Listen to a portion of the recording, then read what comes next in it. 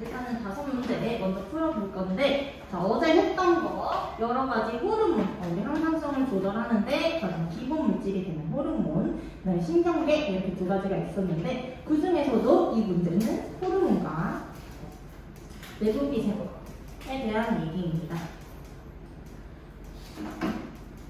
다시 한번 얘기를 말씀드리지만은, 여러분들 자, 이렇게 A4 용지 있으면요, 이거 어떻게 하라 그랬죠? 간틈 이렇게 적고, 또 간틈 적고, 또 한 번 더 적어서 여러분들만의 오답노트를 들고 다니는 거예요. 그래서 뭐 굳이 노트 하나 사가지고 하는 게 아니라 그냥 A4 용지에다가 예를 들어서 4번이다. 그럼 여기 4번 호르몬과 내분비세 이렇게 적어요. 이름. 그 다음에 관련된 여기서 나왔던 개념들을 그냥 한 줄씩 요약해서 적어보는 거예요. 그리고 이 여러 문제들, 여러분들의 오답노트 혹은 중요하다고 생각되는 부분들을 이렇게 다 적고 나서 이것만 들고 다니면 여러분 이 문제는 정복하는 거죠. 그래서 여러분들 이제 들고 다니다가 이제 이건 진짜 나 지겹도록 했어. X, 가로니까 X 쳐. 그러고 나면 하나까지 딱 남았을 때 이것만 보고 다니다가 여기까지 딱 X 하면 이제 얘는 내가 씹어 먹어버린 거예요. 이렇게 이런 식으로 오답 정리하면은 여러분들 훨씬 더 편하게 할 수 있겠습니다. 자, 어쨌든 간 그런 식으로 오답 정리하면 되겠고요. 그래서 여기에서 내분비샘 A, D를 나타낸 것인데 각각 뭐냐? 부신, 이자, 갑상샘, 뇌하수체, 전역 이렇게 4가지가 있다고 하네요. 자, 한번 위에서부터 볼게요. 자, 여기 맨 위에 있는 이 부분, 자, 어떤 부분일까요? 그래서 뇌하수체죠? 여기 체리처럼 생겼다고 했었잖아요. 그래서 얘는 뇌하수체인데, 뇌하수체 중에서도 지문에서 뭐라고 했으니까 전역이라고 했으니까 전역까지 꼭 써줍시다. 전역까지 꼭 써줄게요. 네, 그래서 전역. 그 다음에 쭉 목으로 내려오니까 라비네카 있네요. 어떤 거가? 그쵸, 갑상샘이었죠. 그래서 갑상샘까지 있었고요. 그 다음에 C로 내려오니까 이렇게 2개의 콩처럼 생긴 콩팥 위에 꽃갈무적처럼 있네요. 이게 뭐였죠? 부신이었죠. 부신. 그 다음에 D는 마지막으로 이자였죠. 그래서 이렇게 4가지의 내분비샘을 일단 다 써주고 문제를 풀어보는 거예요. 자, 이에 대한 설명으로 옳은 거 볼게요.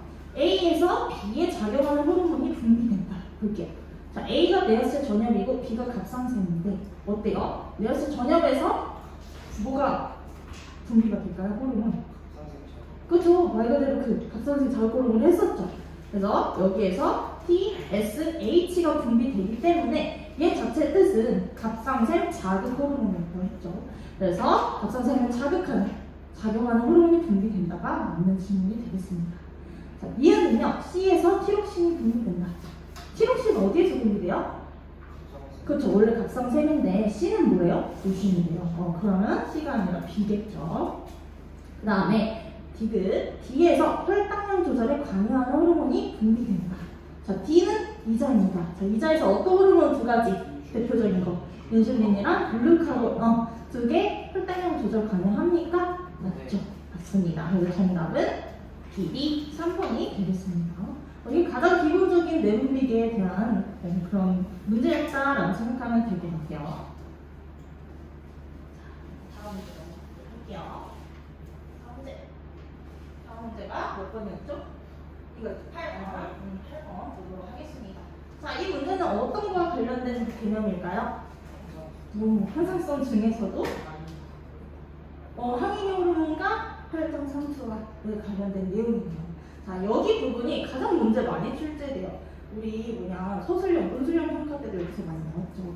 그래서 항상성 조절에서 가장 포치되는 부분이다라고 생각하면 돼요. 그랬을 때 정상인의 내분비샘 기억에서 호르몬 S가 분비되었을 때 혈당 상수압의 변화를 나타내는 그래프다라고 했습니다. 이거는 그 다음에 나는 A에 따른 혈중 X의 농도를 나타낸 것이래요. 근데 그 A는 뭐냐? 혈당 상수압 또는 전체 혈액량 중 하나다라고 합니다.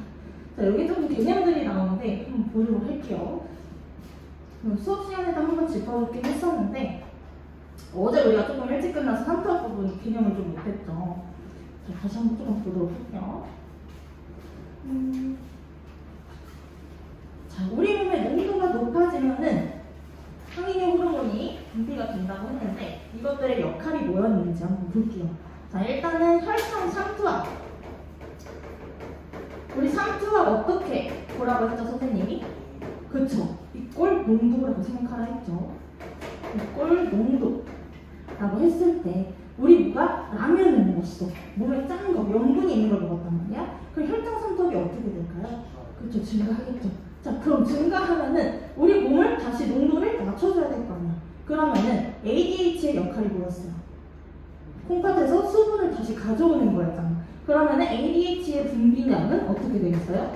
증가하겠죠. 왜? 물을 빨리 흡수해와서 내 몸을 다시 농도를 낮춰줘야 되니까. 그렇게 되면은 내가 콩팥에서 수분 제흡수를 촉진합니다. 자, 이게 인과관계를 하는데 이제 명확하기 때문에 이 순서를 아는 게 중요해요. 그러면 콩팥은 원래 어떤 걸 내보내는 기관이야? 뭘 만들어? 콩팥은? 그죠, 소변이죠. 오줌을 만든단 말이야. 근데 거기에 오줌으로 나갈 물을 다시 우리 몸으로 흡수를 하는 거니까 오줌의 양은 어떻게 될까? 그렇죠, 오줌의 양은 줄고요. 그러면 오줌의 상투, 그렇죠, 양이 줄어드니까 농도는 높아지고요. 그러면 결과적으로 우리 몸에 있는 농도는 어떻게 될까? 우리 몸의 혈장 삼투압은 감소하게 됩니다. 그래서 이것만 일단 여러분들이 외우면은 다른 건 다 반대로 생각하면 돼요. 그럼 반대로 여기서 나오는 게 혈장 삼투압과 전체 혈액량이에요.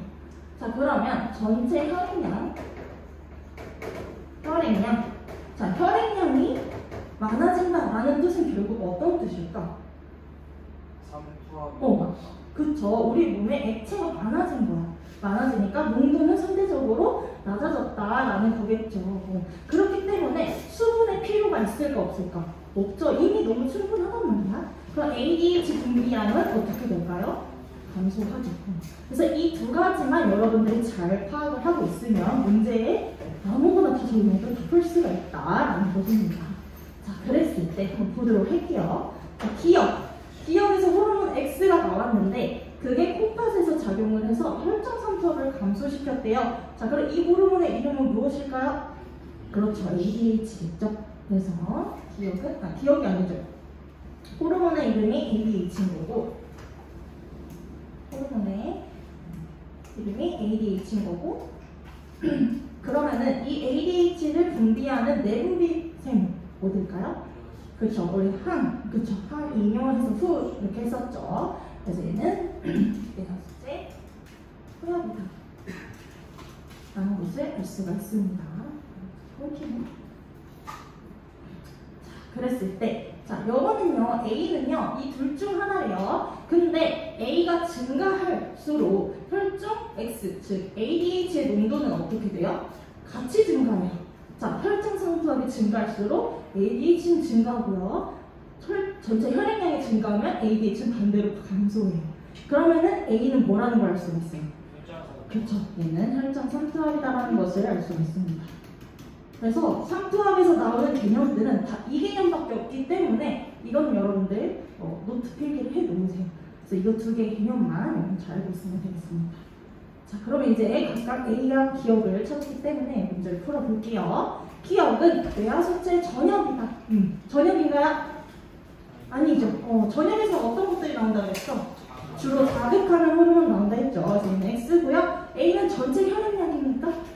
아니죠. 삼투압이다라는 것을 알 수가 있습니다. 그래서 김이 틀렸고, 단위 시간당 오줌 생성량은 P1일 때가 P2일 때보다 많다라고 했는데, 자, 오줌 생성량은 무조건 ADH 분비로만 보면 됩니다. 자, ADH가 많이 분비될수록 수분을 가져오는 거니까 오줌의 양은 적어지겠죠. 그러니까 어떻게 되겠어?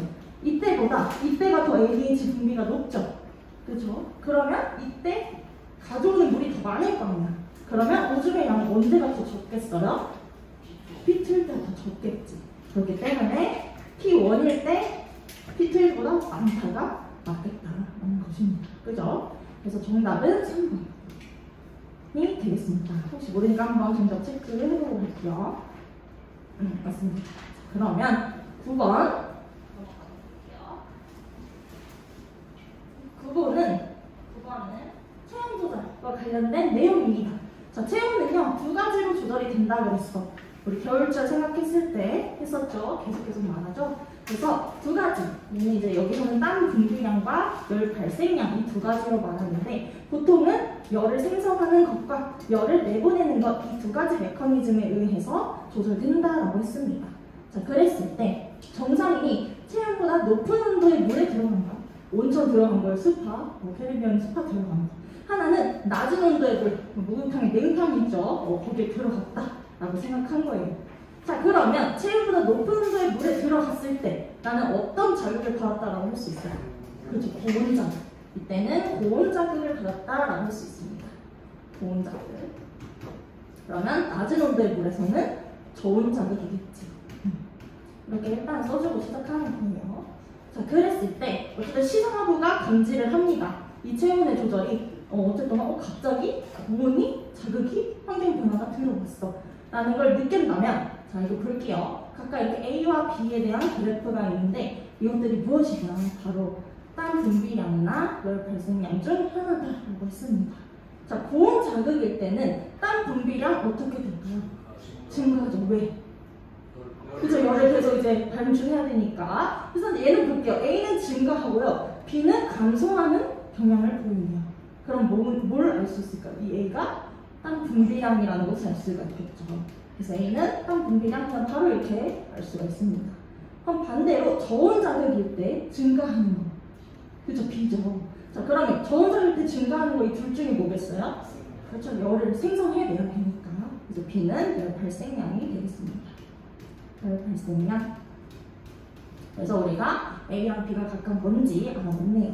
자, 그럼 문제 볼게요. 체온 조절 중추는 시상하부가 맞습니까? 네. 그쵸? 간내 시상하부가 항상 항상성을 조절하기 때문에 중추는 시상하부 맞습니다. 자, 니은 A는 땀 분비량이다. A는 땀 분비량 맞네요. 니은 맞고요. 자, 디귿 피부 근처 혈관을 흐르는 단위 시간당 혈액량은 구간 1보다 2에서보다 많다. 1이 더 많다. 볼게요. 자, 이때 고온 자극이에요. 일단은 어떻게? 열을 최대한 많이 보내야 되잖아. 그러려면 피부 근처에 있는 혈관이 어떻게 되겠어? 확장되면서 거기에 흐르는 혈액량이 상대적으로 많아지겠죠. 그러면서 열을 내보낼 수 있으니까 혈액량은 구간 1이 더 많다가 맞습니다. 그래서 답은 5번이 되겠네요. 체온 조절도 이 정도 메커니즘만 알아도 충분히 다 풀 수 있어요. 괜찮죠? 그래서 체온 조절까지 보았고요. 다음 문제 보도록 할게요. 그렇죠. 12번. 이것도 항이용 호르몬에 관련 내용입니다. 자, 근데 이제 항이용 호르몬에서 조금 더 꼽은 거예요. 이제 비정상적인 상황을 감안을 한 겁니다. 자, 하나는요, 이제 정상인이 뭐예요? 한 명은 오줌 생성에 이상 있는 환자 A와 B래요. A와 B 둘 다 환자예요. 정상인은 한 명이고. 자, 그랬을 때 어떤 비정상을 가지고 있냐라고 했을 때 각각 ADH 분비가 부족한 환자 1명, 그 다음에 콩팥세포가 ADH에 반응하지 않는 환자가 1명 있대요. 자, 일단 보도록 할게요. 표를. 최종 1kg당 하루 오줌 생성량이 이 정도 된다라는 그 기준이 일단 정상인으로부터 잡혔습니다. 평상시에는 한 1kg에 20ml 정도를 오줌을 이제 배출한다라고 되어 있는데요. 근데 여기다가 추가로 ADH를 더 넣은 거예요. 자, ADH의 역할 뭐였어요? 그렇죠. 콩팥에서 수분을 재흡수 하잖아요. 자, 그러면 어떻게 되겠어? 오줌의 생성량이 어떻게 되겠어요? 그렇죠. 줄어들겠죠. 자, 평상시에는 그냥 20이었어. 근데 여기다 플러스로 더 ADH를 더 넣어줘. 그럼 오줌의 양은 어떻게 돼? 이것보다 더 줄어들겠지. 그럼 얘는 최소한 20 언더다라는 것을 알 수가 있어요. 자, 이렇게만 일단 보도록 할게요. 각각 환자 A, B가 있는데 얘네들은 어쨌든 ADH 분비가 부족하거나 반응하지 않는다라는 결함을 가지고 있어. 그러다 보니 평상시에도 50이라는 오줌량을 계속 정상인보다 더 많은 오줌을 배출하고 있다라는 거죠. 자, 그랬을 때 ADH를 추가로 더 넣었더니 A는 줄어들었고 B는 그대로예요. 그렇죠. 그 말 뜻은 뭐야? 동일하다는 건? ADH를 아무리 넣어줘도 얘가 반응하지 않는다는 거야. 그래서 ADH에 반응하지 않는 환자는 누구다? 라고 할 수 있어요. B다. 그래서 얘는 ADH에 반응하지 않는, 반응 안 하는 환자고요. 그럼 반대로 A는 뭐 했어요?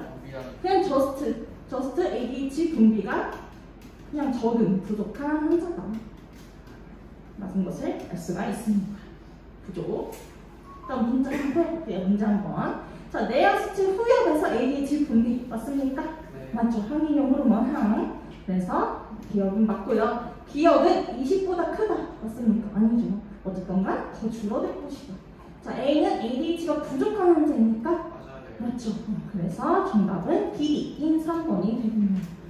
이렇게 하나하나 푸니까 괜찮죠, 여러분들? 여러분들도 천천히 문제 잘 그냥 꼭꼭 씹어서 읽어보시면 다 풀 수 있을 겁니다. 이제 마지막 문제죠? 15번 문제입니다. 15번. 근데 문제 다 풀어왔나요, 여러분들? 오, 좋아. 어쩐지 문제를 임하는 태도가 다릅니다, 확실히. 자, 이제 마지막인데 얘 또한 상투한 문제네요. 그러니까 문제 퀄리티들이 좋을 수밖에 없는 문제를 골랐는데 어쩔 수 없이 이 내용이 많이 나와요. 근데 우리가 딱 마침 어제 이 개념을 못 해가지고 선생님 좀 걱정했는데 그래서 여러분들 수업 시간 잘 들어서 잘 따라오는 것 같습니다. 자, 한번 마지막 문제 보도록 할게요. 사람 1과 2에서 1과 2 두 사람의 결과가 나오는데 자, A 변화량에 따른 혈중 항이용 호르몬의 농도를 나타낸 것이다. A는 뭔지 모르는데 이 변화량에 따라서 ADH 농도를 나타낸 거예요. 근데 이 A는 뭐냐 또 나오죠. 혈장 삼투압이나 혹은 전체 혈액량 중 하나다. 뭐 이 두 가지밖에 없어요 보통. 그래서 이거 두 개만 하면 됩니다. 자, 그랬을 때 1과 2에는 한 사람한테는 ADH가 정상적으로 분비되고요. 한 사람은 너무 과다하게 분비가 된대요. 자, 일단 한번 보세요. 하나씩 보도록 할게요. 일단 둘 다 경향성은 비슷해요. 그렇죠? 둘 다 감소하는 경향성을 보이는데 일단은 기준점이 여기 있습니다. 0이 중간에 있어요. 자, 플러스로 갈 동안 그러니까 A가 증가할 때 ADH의 농도는 어떻게 돼요? 감소하고요. 반대로 얘가 감소하니 ADH는 어때요? 증가한다. 항상 순서는 X축이 원인, Y축이 결과로 가야 됩니다. 그래서 ADH가 높으니까 얘가 낮아진다. 이게 아니고요. 거꾸로 가야 돼요. 밑에서부터. 얘가 높아지니까 ADH는 낮아집니다. 자, 그러면 높아질 때 낮아지는 거 뭐예요? 그쵸, 이거죠. 그렇기 때문에 A는 전체 혈액량이다라는 것을 알 수가 있습니다. 왜? 전체 혈액량이 많다라는 뜻은 결국 무슨 뜻이기 때문에? 무슨 뜻이에요? 전체 혈액량이 많다라는 건 우리 몸의 농도가? 그렇죠. 수분이 많으니까 필요 없다. ADH 너 분비 안 해도 된다라는 뜻입니다. 자, 그래서 A가 전체 혈액량이라는 것을 알게 됐는데 자, 1과 2는 어쨌든 하나는 ADH가 정상, 하나는 과다하게 분비돼요. 자, 볼게요. 같은 상황에 있을 때 얘는 1은 이 정도, 2는 이 정도가 ADH가 분비됐대요. 누가 더 많이 분비된 거예요? 그래서 누가 봐도 2죠. 얘가 과다 분비다라는 것을 알 수가 있고요. 자, 문제 접근해 볼게요. 자, 기억 A는 전체 혈액량이다. 맞습니까? 맞죠? 기억 맞고. 자, 니은 2는 ADH가 과다하게 분비된 사람이다. 맞습니다. 자, 3번 1에서 생성되는 오줌의 삼투압이 맞습니다. 오줌의 삼투압이 V1일 때가 2보다 높다라고 나오는데 자, 오줌의 삼투압은 어떻게 결정이 되는 거예요? 높으면 어떻게 돼요? 그렇죠. 같이 높아지는 거죠. ADH가 높아지면 그만큼 수분을 많이 가져오기 때문에 오줌량이 적어지면서 높아지는 거죠. 그래서 ADH가 높을 때 높은 거니까 V1일 때는 이 정도, V2일 때는 이 정도예요. 그러면 어쩔 때가 더 높은 거예요? V1일 때가 더 높은 거다. 그래서 삼투압은 V1일 때가 2보다 높다. 맞죠? 근데 반대로 오줌량이라고 만약에 물어봤어. 그럼 틀릴까요? 맞을까요? 틀리겠죠. 오줌량은 이때가 더 많겠죠. 그래서 어떤 걸 묻는지에 따라서 여러분 이 관계성만 잘 이해를 한다면 삼투압은 잘 풀 수 있을 겁니다. 이해되셨나요? 그래서 마지막 정답 5번까지 해서 해보도록 할게요. 그래서 삼투압 부분이 가장 많이 요즘 출제되고 있는 부분이니까 이 부분만큼은 여러분들이 잘 정리를 해서 알아두면 좋을 것 같습니다. 네, 좋습니다. 그러면은 마지막 3단원의 단원이죠. 방어작용인데요. 엄청나게 빠른 스피드로 나가고 있습니다. 여러분들 지금까지 잘 따라왔다라는 건 정말 여러분들 대단한 거예요. 그래서 쭉쭉쭉 해서 벌써 물론부터 해서 틈수축 왔고요. 그 다음에 이제 신경기를 했습니다. 그 다음에 항상성 조정을 해서 체온 혈당량, 상태화까지 보았고요. 이제 마지막 방어작용입니다. 자, 방어작용하면 떠오르는 것도 한번 다 말해볼까, 얘들아? 방어작용. 항체하고는 있어. 항체 또. 방어. 뭐야? 싸우는 거, 그지? 자, 방어작용 두 가지로 크게 나눴어. 뭐랑 뭐로 나눴을까? 그죠? 특이적과 비특이적 이렇게 나뉘었고, 또 이제 비특이적에서도 뭐 피부, 외부 방어, 내부 방어 이렇게 나뉘어서 여러 가지로 또 나뉘었다라는 거. 그래서 어쨌든 그러한 방어작용을 하는 이유가 뭐야? 결국에는 외부 침입자가 항상 고려되어 있기 때문이죠. 그게 뭐냐? 바로 우리가 하는 병원체라고 합니다. 그래서 병의 원인이 되는 물체라고 해서 병원체라고 했었죠. 그 병원체에 대한 부분이 바로 무조건 한 문제가 나옵니다. 수능에서. 그래서 여기 공부만 하면 여러분들 한 문제 맞고 가는 거예요. 근데 보통은 쉽게 나옵니다. 그렇기 때문에 더욱더 개념을 흔들리지 않도록 잡고 가는 게 중요하겠어요. 그래서 어쨌든 질병의 구분은 병원체에 의해서 일어나는 감염성 질병과 혹은 병원체가 아닌 원인으로 일어나는 비감염성 질병으로 나누게 됩니다. 그래서 그 예시는 여러분들 너무나도 잘 알고 있죠? 독감, 감기 이런 것들은 다 감염성.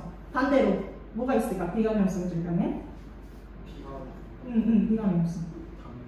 당뇨병도 있고 또 뭐 있을까? 유전자병. 그렇지, 고혈압, 유전병들. 탈모 뭐 이런 것도 있을 수 있고, 그지? 뭐 탈모 바이러스가 와서 생기는 건 아니니까, 그지?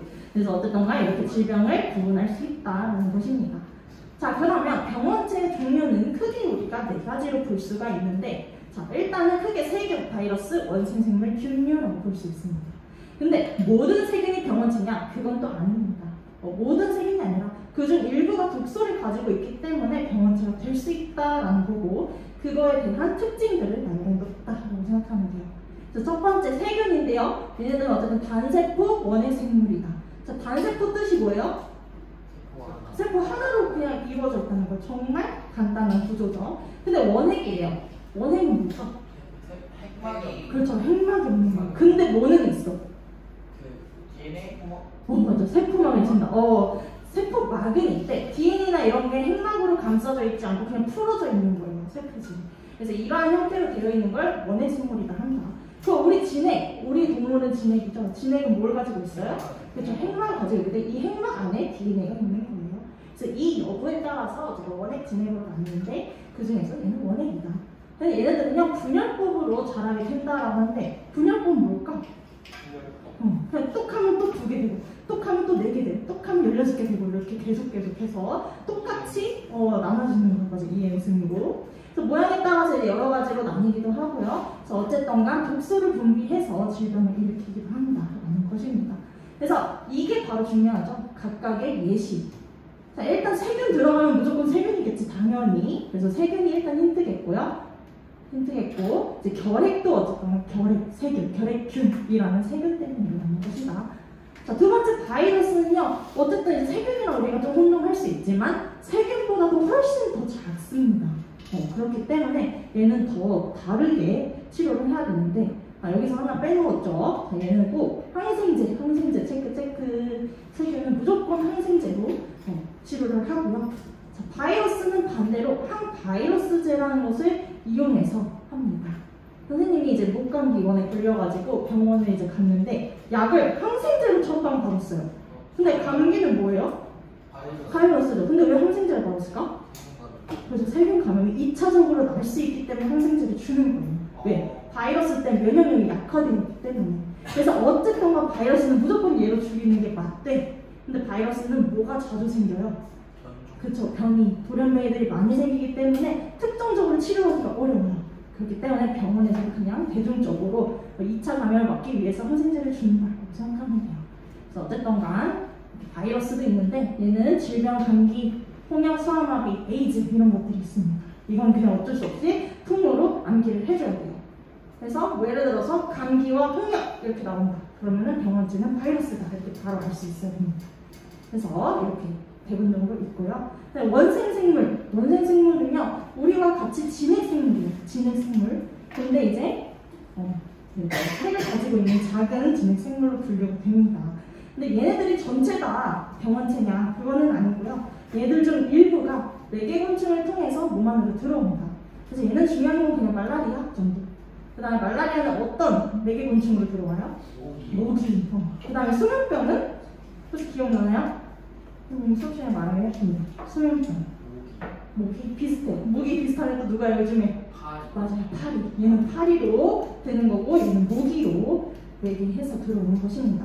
근데 어쨌든 왜 얘네들이 나오냐? 말라리아 원충이라는 거는 원생생물이기 때문에 그 원충이 모기나 파리에 감염이 되면 그게 2차적으로 우리한테 감염을 시키기 때문에 이렇게 나오는 것이다. 파리? 채채파리? 파리도 무슨 파리들이 있어요? 그런 것도 있죠. 채채파리라는 그런 파리가 있는데 얼룩말 매개 파리인가 뭐 하여튼 있습니다. 그렇게 물기도 합니다. 그래서 균류. 균류는요 뭘까요? 우리가 흔히 알고 있는 균. 그렇죠? 그렇죠. 곰팡이. 그것들을 더 통틀어서 균류라고 하고 얘 또한 진핵생물이다. 그래서 얘는요 항진균제를 이용해서 치료한다라는 것이 포인트. 근데 왜 진균이라는 게 붙었냐? 균은 균인데 진핵의 균이다. 얘 또한 진핵생물이기 때문에 진핵생물이지만 이제 그냥 일반적인 세균과 구별하기 위해서 진균이라고 합니다. 그래서 얘는 이제 우종, 이제 발에 곰팡이, 습하거나 이러면 생기는 거. 그래서 세균과 바이러스 특징, 이것도 많이 나오는 문제입니다. 그래서 어쨌든 얘는 세포 구조이고 우리 이거 세포가 많이 했었죠. 그래서 세포 구조를 갖추지 않은 비세포. 그렇지만 얘 또한 단백질과 유전 물질을 가지고 있다는 게 어쨌든 생물적 특징이다라는 것까지 했었고요. 그 다음에 얘는 항생제, 얘는 항바이러스로 치료한다는 게 차이점입니다. 이 정도만 알고 가면 여러분들 한 문제 맞은 겁니다. 자, 지금 한번 써머리 해볼까? 혼자 머릿속에서 한번 쭉 읊어보면서 어떤 병원체들이 있었고 이 병원체는 각각 뭘로 치료를 하고 그 예시들은 어떤 게 있는지 한번 쭉 정리를 해보세요. 예시가 좀 힘들지만 어쨌든간 결핵은 결핵균 이렇게 외우고 그다음에 뭐 객감 이런 바이러스, 홍역 바이러스, 소아마비 바이러스 이렇게 외우면 되겠습니다. 좋습니다. 자, 그러면 다음 부분 일단은 이제 방어작용의 본격적인 내용인데요. 자, 여기서부터 내용들이 많죠. 자, 일단 이거 크게 보고 갈게요. 방어작용은 크게 두 가지로 나눌 수가 있는데 하나는 비특이적, 하나는 특이적입니다. 자, 이들의 차이 뭐였을까요? 그렇죠. 일단은 그냥 너가 누구든 그냥 일단 피부를 가지고 태어났다는 것 자체가 어쨌든 그냥 태어나자마자 널 맞겠다라는 의심입니다. 그래서 이제 타고난 거라고 해서 선천성 면역이라고도 하죠. 그래서 어쨌든 간 신속하게 반응을 할 수 있다는 것입니다. 누군지 안 가리니까. 그죠? 그래서 여기에서는요 외부 방어와 내부 방어 이 두 가지로 나뉘게 되는데 외부는 말 그대로 우리 체외, 피부나 또 뭐 있어요? 점막이나 분비. 그래서 피부가 아닌 부분을 덮고 있는 걸 점막이라고 해요. 그래서 코 내부, 입 내부 이런 것들, 소화관 뭐 이런 것도 다 점막이고요. 분비액. 분비액에서 중요한 거 어떤 효소가 나올까? 5글자. 아밀레이스. 세포벽, 세균의 세포벽을 분해하는 거. 라이소자임이었습니다. 바로 이 분비액에 라이소자임이라는 효소가 있다는 것이 핵심입니다. 이게 아마 작년 기출인가 그럴 거예요. 자, 그 다음에 이제 내부 방어는요. 근데도 뚫고 들어왔어. 뭐 가시에 찔려가지고 외부 방어가 무너진 거야. 그러면 어떻게 돼요? 안에 병원체가 들어오면 일단 무조건 다치는 대로 먹는 무슨 작용이 일어나요? 식균전. 이거 누가 많이 먹는다 해서 어떤 세포? 대시세포. 그죠? 결국에 일종의 대시세포가 식세포 작용을 하고요. 뿐만 아니라 염증만도 이렇게 된다. 그 다음에 특이적 방어 작용. 얘는요. 특정 병원체만 한 놈만 노린다 이겁니다. 그렇기 때문에 이미 얘네들은 그냥 처음부터 가지고 태어난 게 아니라 이미 한번 접촉을 해야 돼. 그 다음에 그에 대한 면역 반응이 생성하는 거기 때문에 얘는 후천성 면역이라고 합니다. 그래서 얘는 상대적으로 얘를 알아봐야 되기 때문에 느린 반응입니다. 근데 어쨌든 간 이게 더 좋아 보이지만 이게 필요한 이유는 우리 몸에 하나의 바이러스가 퍼졌을 때 신속하게 이걸 없애줄 수 있기 때문에 이 작용도 매우 중요합니다. 그 두 가지로 나누죠. 하나는 세포성, 하나는 체액성 이렇게 나뉩니다. 세포성의 주된 주인공은 세포독성 T림프구, 세포들을 이렇게 다 잡아먹는 세포독성 T림프구가 있고 하나는 체액, 말 그대로 우리 혈액을 타고 돌아다니는 백혈구들. 그 중에서도 이제 항체라는 면역 단백질이 있습니다. 항체는 세포는 아니에요. 단백질. 그 단백질에 의해서 생기는 면역을 체액성 면역이라고 합니다.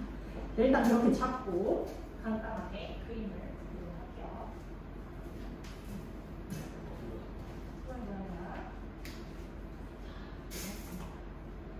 자, 일단은 방금 말했듯이 비트기죠. 방어 작용에 대한 여러 가지 예시들이 되는데요. 위에서부터 보게 되면은 포 안쪽에 점막 그런 것들이 있어서 이제 위생물을 걸러낸다거나 눈물 이런 것들이 있죠. 침 속에 아까 말했던 마일소장 이런 것들이 있습니다. 그래서 그뿐만 아니라 이렇게 또 내려오게 되면 위에서도 뭐가 있어요? 강한 위산이 있죠. 거기서도 죽는 거예요. 그래서 모든 몸에는 다 이렇게 방어 작용이 체계가 잘 구축되어 있다라는 거. 그다음에 중요한 게 바로 이제 염증 반응, 우리 이제 시험 문제에서 나왔는데요. 어쨌든가 이게 가시에 찔리게 되면은 외부 병원체가 들어옵니다. 근데 얘가 뭐 세균 A인지 B인지 혹은 바이러스인지 이런 거 가림 없이 그냥 일단 무조건 처리를 하는 거예요. 그렇기 때문에 얘도 비특이적 방어 작용이다. 근데 일단 가장 먼저 화학 신호 물질이 분비가 되는데 이거 혹시 누가 한다고 했었어요? 맞아요. 비만세포였죠. 그래서 비만세포 중요하게 다뤄지진 않는데 비만세포도 백혈구의 일종입니다. 그래서 비만세포가 히스타민이라는 물질을 분비를 하게 되면 얘가 뭘로 작용한다 했어요? 이 물질이?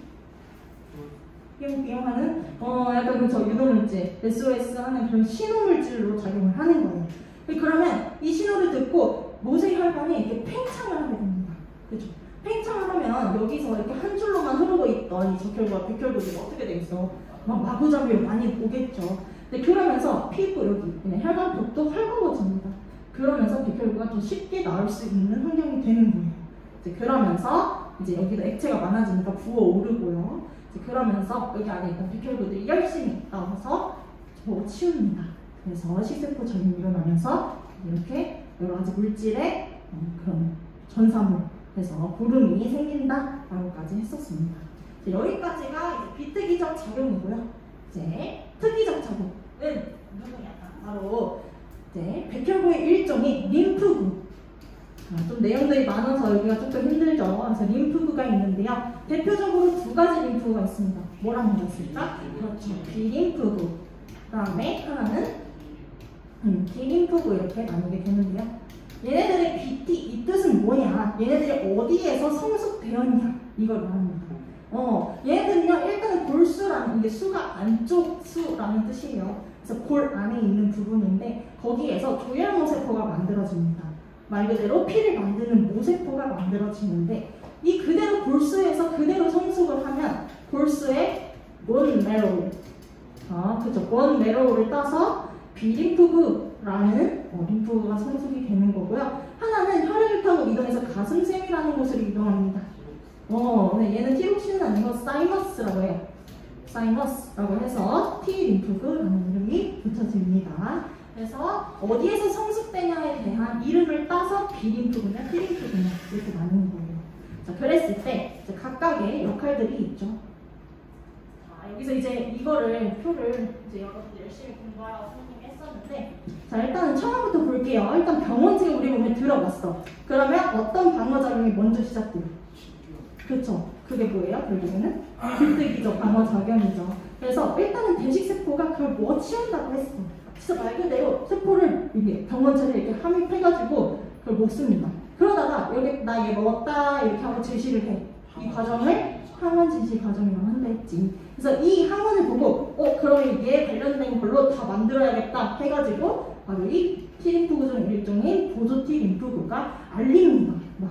야 세포도선 T림프도 알리고 B림프구는 알려. 얘만 너 죽을 때까지 막 가는 거야 라고 합니다.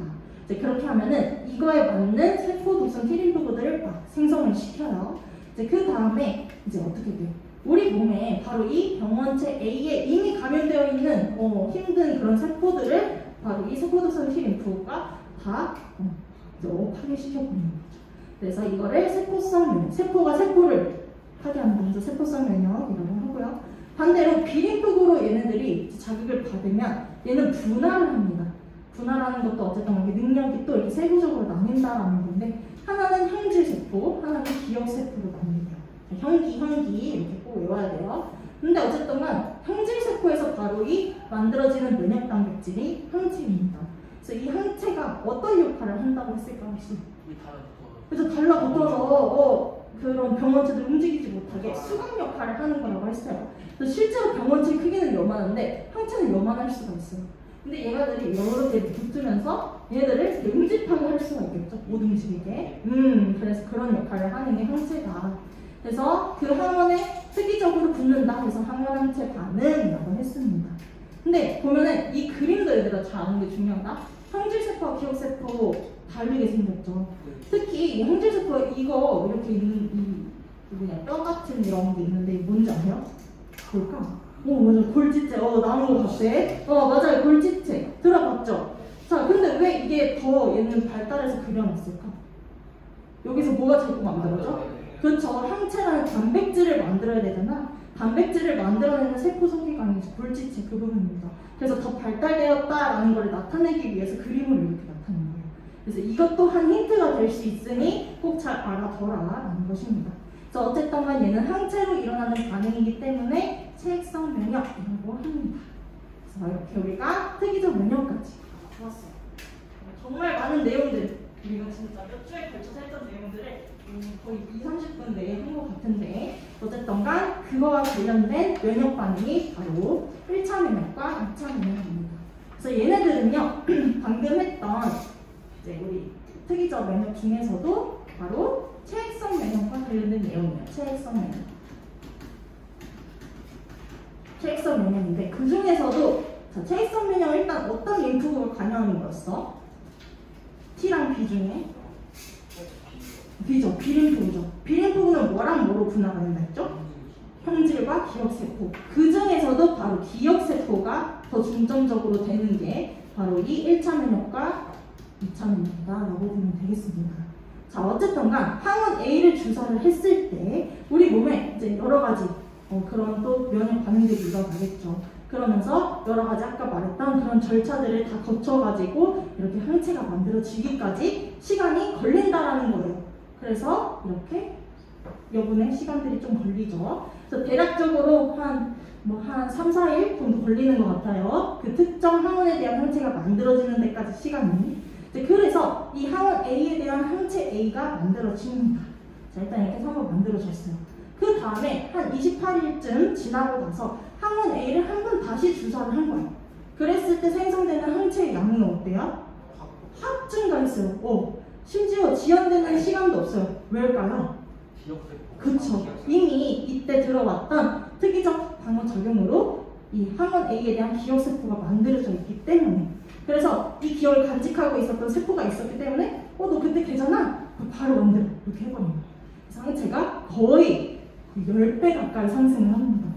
그렇게 해서 만들어지고 근데 이제 항원 B를 같이 넣었을 때는 어때요? 항체 B가 똑같이 처음 넣었을 때랑 똑같이 좀 이런 여백의 시간이 있습니다. 이 이유는 뭘까? 기억세포가 없어. 그렇죠. 이미 얘는 이제 처음 들어온 거야 얘 입장에서는 그죠? 그렇기 때문에 이거는 항원 항체의 특이성을 나타내는 것이다. 아무리 항원 A를 넣었다고 해도 항체 B는 또 다른 영역이다라는 거예요. 그래서 항상 그의 특정한 항원에 대한 항체만 만들어진다라는 것을 알 수가 있습니다. 아이고 졸리죠 여러분들. 자 졸리는 이 잠깐을 뜬다 전에 하나씩 주도록 할게요. 자, 시간이 없으니까 일단 한번 뒤로 넘길게요. 이거 당 하나씩 먹고 잠 깨보자. 지성이 받을 수 있겠어요? 받아볼까? 미안해 던져서 잘 받네. 받아볼까? 아니야 던지는 건 좀 그러니까. 초등학교 때 선생님이 항상 ABC 초콜릿을 던져가지고 발표하는 친구들한테 던졌던 기억이 나서 해보고 싶었습니다. 하나, 둘, 셋, 넷. 먹고 잠 좀 깨보자. 둘, 셋, 넷. 6개. 다 넘기고요. 충분히 받았죠? 하나씩 먹고 잠 좀 깨고 10분 동안 조금 더 달려보도록 해봅시다. 자, 그래서 어쨌든 간 1차로 침입했을 때와 2차로 침입했을 때 그때 우리 몸에서 면역 반응은 다르다라는 것을 나타내는 그래프다라는 것을 알 수가 있습니다. 그래서 여기 밑에 보면 이제 닭의 백신 이런 것도 많이 나오게 되는데요. 어쨌든 간 이런 것들이 보기가 조금 어려울 수 있어. 겁을 먹을 수 있단 말이야. 절대 겁먹지 않아도 됩니다. 자, 볼게요. 얘는 죽은 A를 넣고요. 죽은 A를 넣고 얘는 죽은 B를 넣고 죽은 B를 넣습니다. 그랬을 때 얘 죽은 A를 이미 넣었던 거예요. 살아있는 A 넣고 살아있는 B를 넣고 살아있는 A를 넣고 살아있는 B를 넣었어요. 근데 어떻게 돼? 살아있는 B, 살아있는 A를 넣었을 때는 이미 죽은 거야. 왜? 얘들은 처음 들어온 거니까, 그치? 처음 들어왔어. 죽은 거야. 근데 이미 죽은 A를 한 번 넣었던 애한테 다시 살아있는 A를 넣었더니 얘는 어떻게 돼요? 생존을 한 거예요. 또 뿐만 아니라 죽은 B를 이미 넣었던 애한테 살아있는 B를 넣었더니 역시 생존했습니다.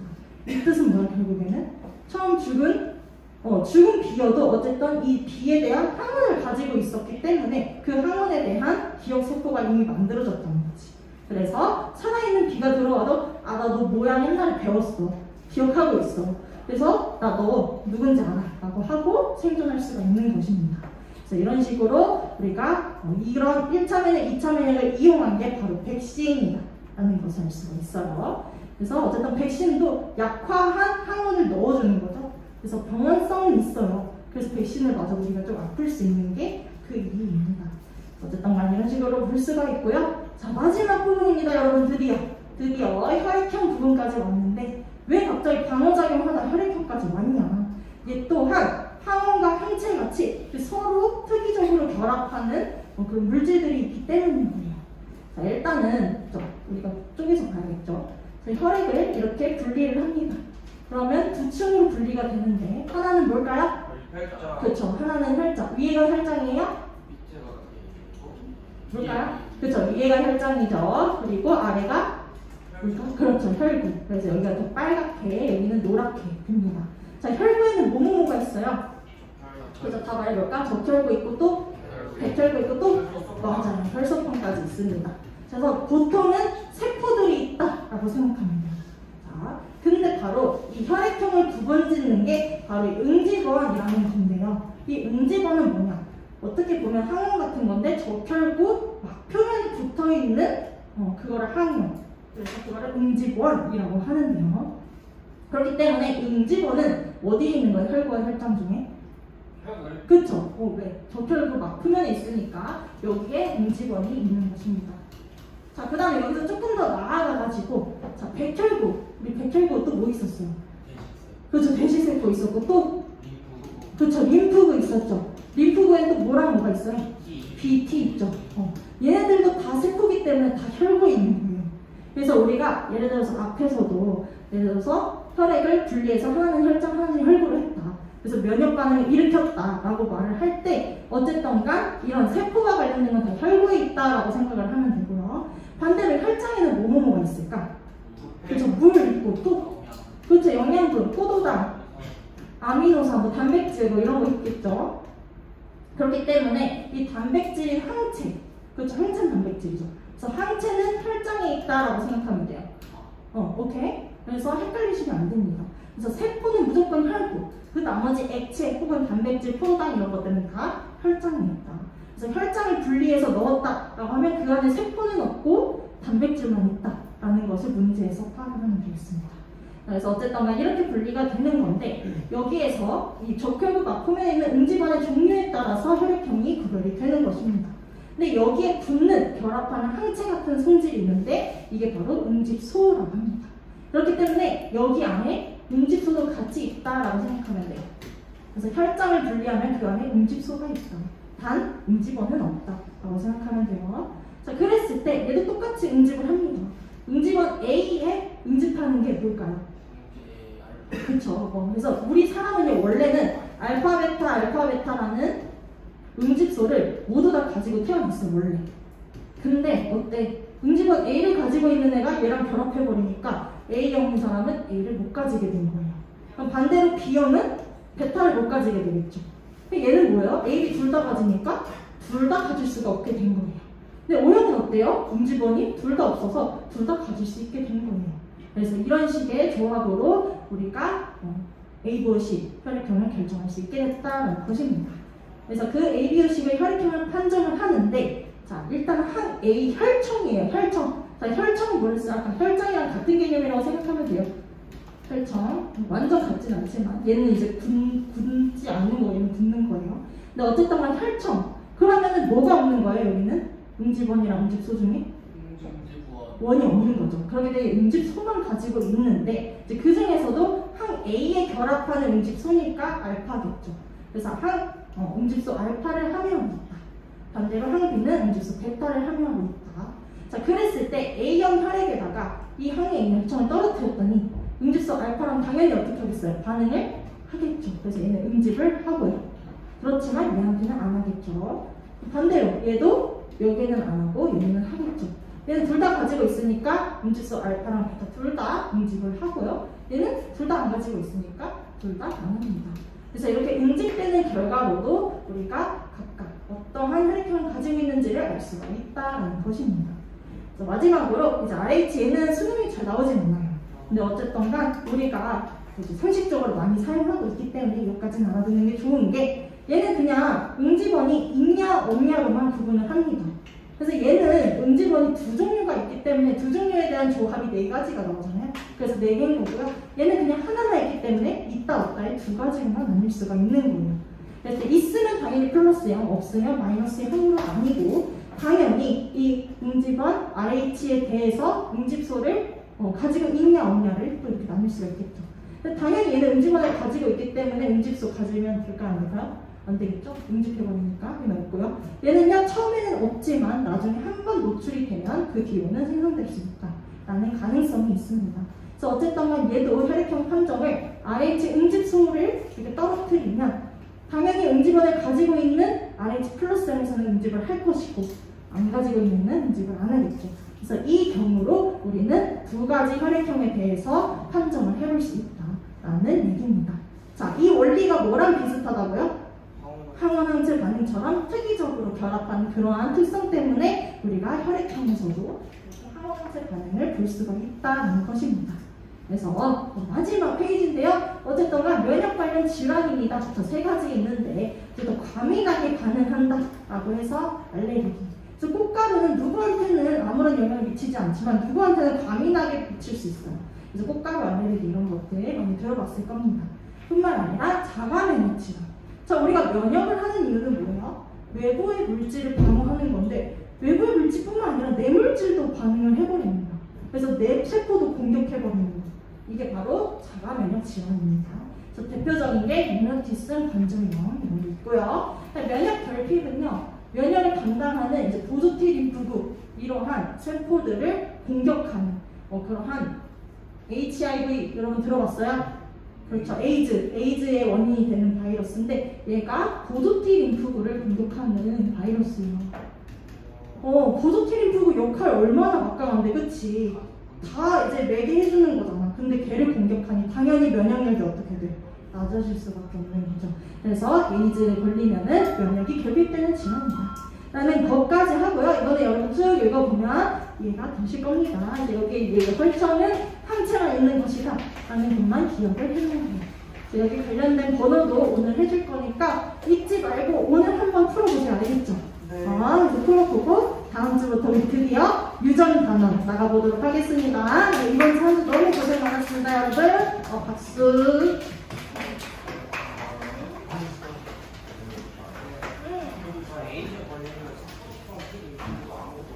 그렇지, 보조팀이 다 이어지는 거. 얘들아, 이거 표지 받아가세요. 표지 안 받아가신 분들. 표지 줄게요. 서연이, 한국 학생은 지석부터 가져오고,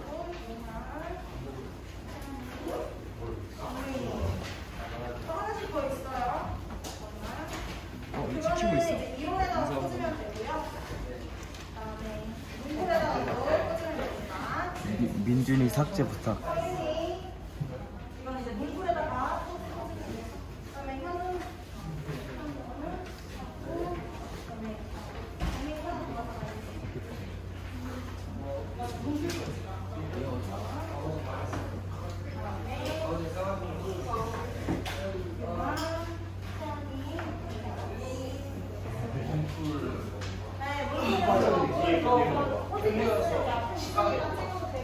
주원쌤. 안 주면 되는데. 자, 하나만요. 방 떨어져요, 쌤. 누가? 모르는 사람 거네. 영상 찍히고 있어. 누구 거야? 지원 누구 거? Hi, my name is Boogan. Boogan, Danjay. Boogan. Danjay. Danjay.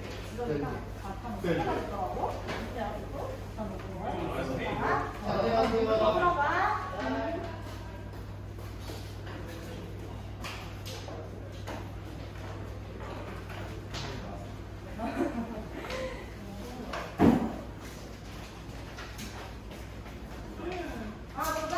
그래. 지금 있는 친구들 일단 찍어줄까요? 왔어. 오늘 바로 이렇게 소비면?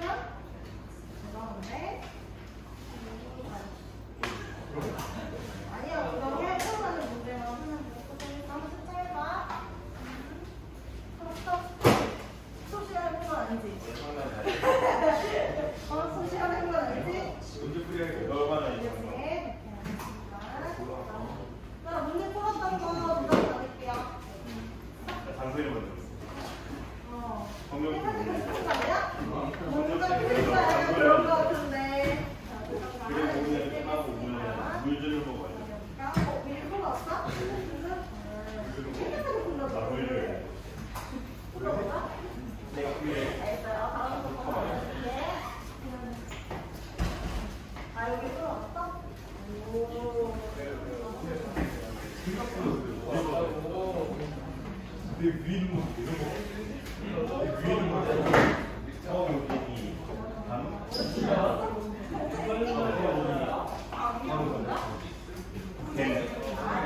아니라고. 실제 시험대를 위해서 써봐야 된다고. 한 글자만 한번 써보는 숫자 한번 읽어봐.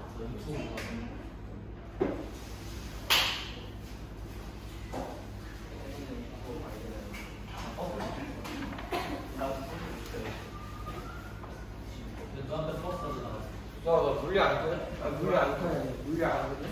시간 확인해보자. 1분 전에. 몇 시야? 이거 다른 고객이다, 진짜. 빅테크하지 마. 학교로 오는데 내 사복을 낭비하기 싫어.